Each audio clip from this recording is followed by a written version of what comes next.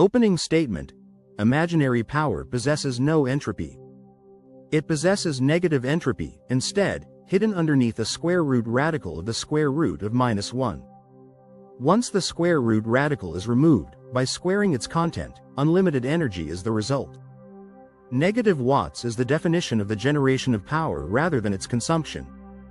This occurs inside of a free energy circuit, supplementing its scarce amplitude of input by, effectively, converting some of the positive impedances of its capacitors and its coils into the negative impedances of capacitive reactance and inductive reactance.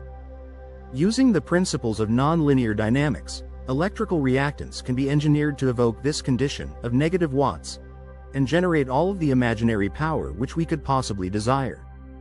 The imaginary portion of apparent power, also known as the imaginary portion of complex power, is incapable of possessing entropy and, thus, is the sole source of free energy. Any other version of free energy is merely the recycling of energy or the extraction, or theft, of energy from somewhere else. These latter choices, of reuse or extraction, are effectively the same as the former choice, of utilizing imaginary power, but are not as fantastic, they are not as magical. Again, imaginary power is not useless. It is merely lossless, because it possesses no entropy.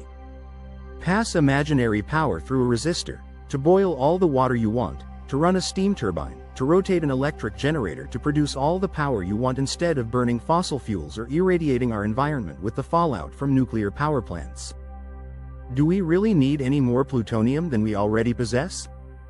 All of these claims are supported by my personal experience of 7 years of simulating models of free energy circuits, which prompted me to engage these dialogues with artificial intelligence, which follows.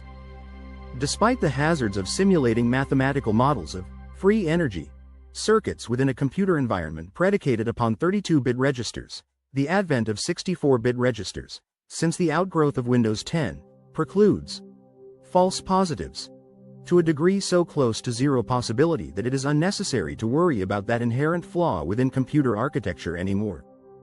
So, from a theoretical perspective, the mathematical models of electrodynamics support my claims. From a theoretical perspective, there is no argument. Merely from a practical perspective does it become a challenge to evoke these theoretical realities from physical circumstances. That's not the same as saying that it is impossible. That's the same as saying that it is difficult to produce free energy, and for good reason. The universe would not want its creation to spontaneously blow up without certain safeguards be put into place beforehand. These safeguards require the use of intelligence, in place of the raw input of power, to evoke these results.